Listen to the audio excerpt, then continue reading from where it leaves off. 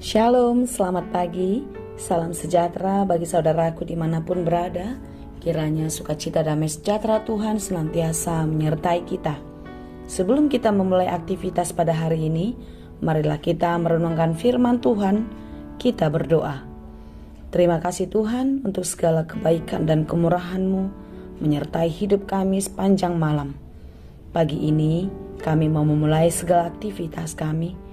Biarlah di dalam kuasa dan kasih Tuhan kami dimampukan untuk melakukan segala yang terbaik untuk kehidupan kami seturut dengan kehendak-Mu.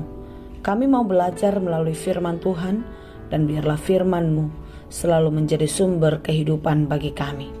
Berfirmanlah Engkau ya Tuhan, sebab kami siap mendengarkan.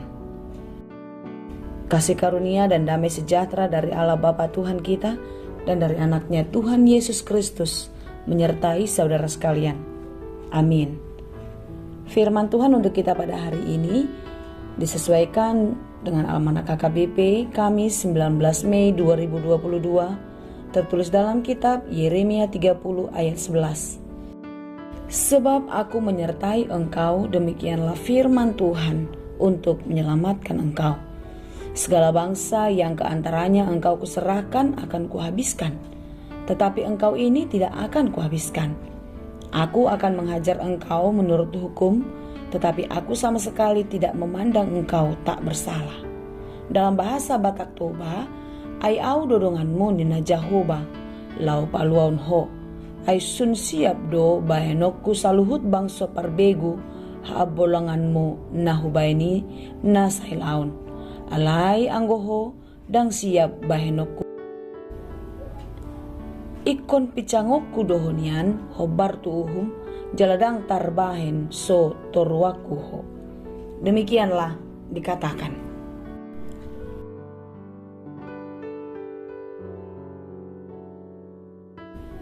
Kesalahan tentu harus ada hukumnya. Dia tidak akan dibiarkan. Dan tentu hukuman atas kesalahan ini bukanlah sesuatu tindakan kesimpulan atau akhir dari segalanya. Justru dari hukumanlah orang yang berbuat kesalahan menyadari akan kesalahannya, sehingga melalui hukuman dia tahu mana yang baik dan mana yang tidak baik. Saudara yang dikasihi Tuhan, bangsa Israel jatuh dalam hukuman dan Allah menghukum mereka karena dosa-dosa mereka. Karena dosa-dosa mereka, mereka harus menderita. Mereka harus disiksa dan harus melewati berbagai-bagai kesusahan. Tetapi bukan berarti mereka kehilangan kasih karunia Tuhan. Lihatlah apa yang dikatakan firman Tuhan pada hari ini. Sebab aku menyertai engkau, demikianlah firman Tuhan. Sekalipun bangsa itu di dalam penderitaan, di dalam kesakitan, tapi penyertaan Tuhan tidak pernah meninggalkan mereka. Sama seperti seorang ibu marah kepada anaknya ketika dia menghukum anaknya atas kesalahan, bukan berarti ibunya meninggalkan anaknya atau ibunya menyuruh anaknya pergi, tidak. Tetapi ada maksud agar anak ini tahu apa yang dia perbuat itu tidaklah benar, sehingga dia menyadari kesalahannya. Seperti itulah yang terjadi kepada bangsa Israel kala itu. Ketika mereka berkhianat kepada Tuhan, jatuh ke dalam dosa, Tuhan mengizinkan mereka menderita. Mereka dihukum atas segala perbuatannya. Tentu ini adalah satu efek yang sangat kuat di dalam kehidupan mereka. Bahwasanya ketika melakukan dosa, Allah murka. Ketika mereka melakukan kesalahan, Allah bertindak.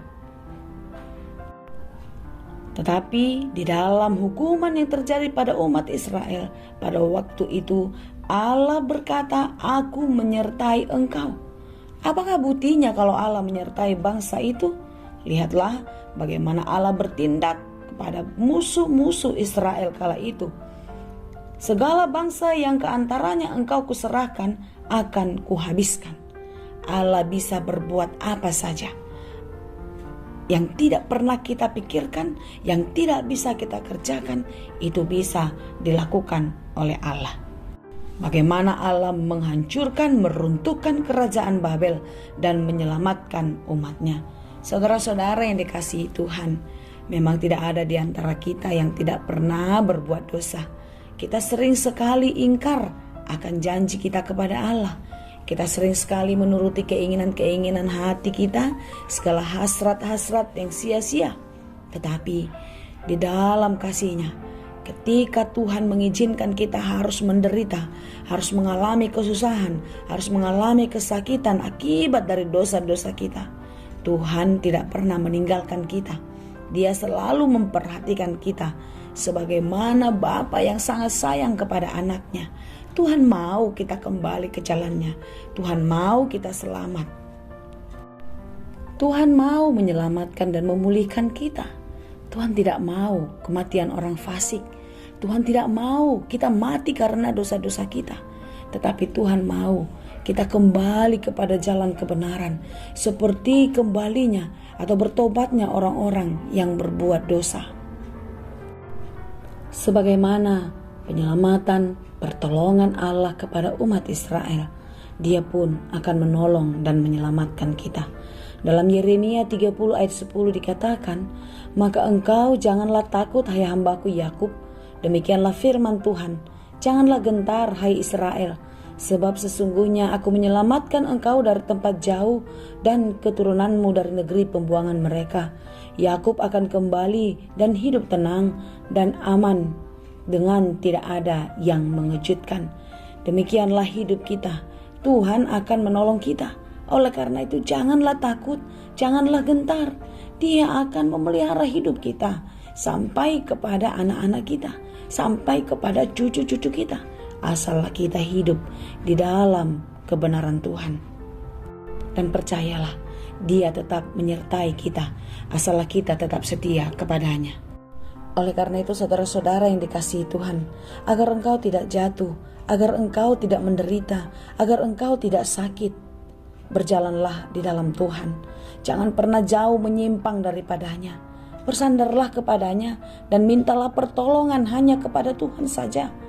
Karena hanya di dalam Dialah kita mendapatkan kelegaan.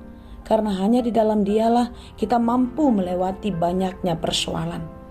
Kita akan mampu melewati berbagai-bagai pergumulan. Kiranya kasih Kristus senantiasa menguatkan dan memenangkan kita di dalam pertarungan iman. Kembalilah kepada jalan kebenaran Tuhan dan percayalah hanya kepada Dia. Karena Dia adalah Allah yang setia, yang akan terus menyertai kita sampai Tuhan Yesus memberkati. Amin. Terima kasih Tuhan untuk firman-Mu. Firman yang mengingatkan kami akan siapa diri kami di hadapan Tuhan. Kami sering menyimpang dari jalan Tuhan, sehingga kami jatuh, kami merasakan sakit, dan kami menderita. Tetapi seperti apapun hidup kami Tuhan, Engkau selalu mengasihi kami. Engkau selalu memberikan kesempatan bagi kami untuk beroleh keselamatan yang daripada-Mu. Terima kasih Tuhan untuk penyertaan-Mu. Terima kasih Tuhan untuk kesetiaan-Mu. Biarlah kami meneladani kesetiaan Tuhan dan kami boleh hidup setia di dalam mengikuti Tuhan Yesus. Terima kasih Bapa yang baik. Kami serahkan seluruh hidup kami, seluruh pekerjaan kami ke dalam tangan Tuhan.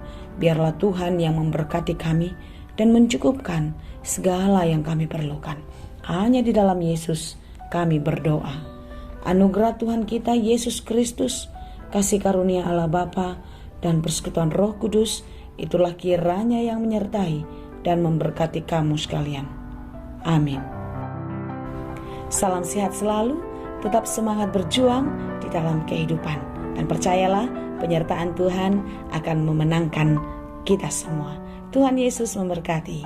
Horas.